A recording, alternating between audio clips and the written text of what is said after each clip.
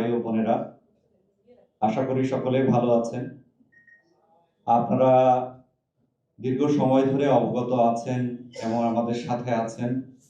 আপনারা জানেন ম্যারিকো বাংলাদেশ লিমিটেডের সাথে 2006 থেকে 2013 পাওনা নিয়ে আমাদের একটা মামলা চলমান রয়েছে, কয়েকটি মামলা বেসিক্যালি চলমান রয়েছে। দীর্ঘ 17 বছর হয়ে গেলেও মামলাটার এখনো নিষ্পত্তি হয়নি, আপনারা সকলেই জানেন। আমরা বিগত কয়েকবারই আপনাদের মাধ্যম দিয়ে সবাইকে জানানোর চেষ্টা করেছি। আজকে আমরা অত্যন্ত আনন্দের সাথে জানাতে চাই, আমরা বিগত কিছুদিন আগে শ্রম ও কর্মসংস্থান মন্ত্রণালয়, আমি আবারও বলছি শ্রম ও কর্মসংস্থান মন্ত্রণালয়ে আমরা বিচারিক প্রক্রিয়ার দীর্ঘসূত্রিতা এবং আমাদের বর্তমান অবস্থা বিবেচনা করে আমরা মন্ত্রণালয়ে শরণাপন্ন হই এবং মন্ত্রণালয় আমাদেরকে, আমরা অত্যন্ত আনন্দের সাথে জানাতে চাই যে মন্ত্রণালয় আজকে আমাদেরকে ডেকেছিলেন। আমাদের সমস্ত দাবির কাগজপত্র সহ আমাদের দাবির যৌক্তিকতা তারা বিশ্লেষণ করেছেন। তারা আশ্বস্ত করেছেন যে আমাদের দাবি বস্তুনিষ্ঠ দাবি।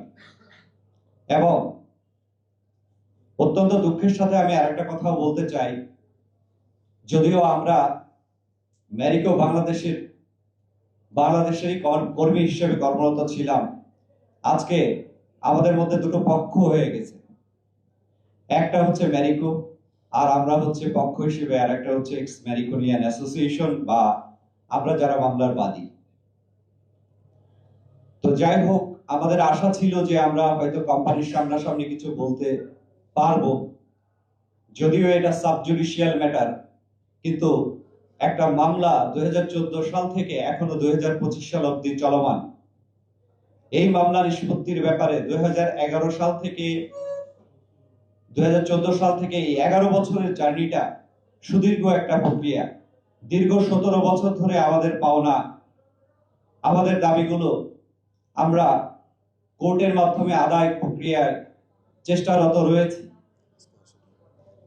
আমাদের একটা আশা ছিল কোম্পানি হয়তো এসে আজকে আমাদের কিছুটা আশার বাণী শুনিয়ে যাবে, সে জায়গাতেও আমাদেরকে হতাশ করলেন। একটু উদাহরণ দিয়ে আমি কিছু কথা আপনাদের সামনে তুলে ধরতে চাই।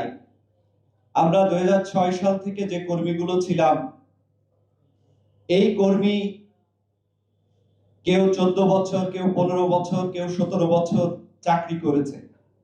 ম্যারিকো বাংলাদেশ লিমিটেড যদি মনে করে এই আমাদের যে সকল পক্ষ এখন আমরা দাঁড়িয়ে গেছি, যারা কোম্পানি থেকে বেরিয়ে দাবি তুলেছে, আমরা একটা সুস্পষ্ট পক্ষ হয়ে গেছি, কিন্তু আসলে আমরা সুস্পষ্ট কোনো পক্ষ নয়। আমরা সেই সকল মানুষ যাদের কারণে আজকে 2026 সালে ম্যারিকো বাংলাদেশ লিমিটেড এই সুনামের সাথে বাংলাদেশে প্রতিষ্ঠিত হয়েছে। আমাদেরকে বাদ দিয়ে ম্যারিকো বাংলাদেশের এই বেড়ে ওঠা বা বর্তমান সময়ে এসে যে জার্নিটা বা সাকসেস হিস্ট্রিটা, এটা একেবারেই অসম্ভব ছিল। আমাদের 17 বছরের পরে, এই 17 বছরের জার্নির মধ্যে আমাদের 4 জন কলিগ অলরেডি মৃত্যুবরণ করেছে। একটা সুদীর্ঘ বিচারিক প্রক্রিয়াকে কখনো আমরা জাস্টিস হিসেবে বলতে পারি না। এটা জাজমেন্ট হয়তো আমরা একটা পাবো, আমাদেরও হয়তো আরো দীর্ঘ পথ পাড়ি দিতে হবে। কোম্পানি যেভাবে আমাদের অসহযোগিতায়, আমি বলবো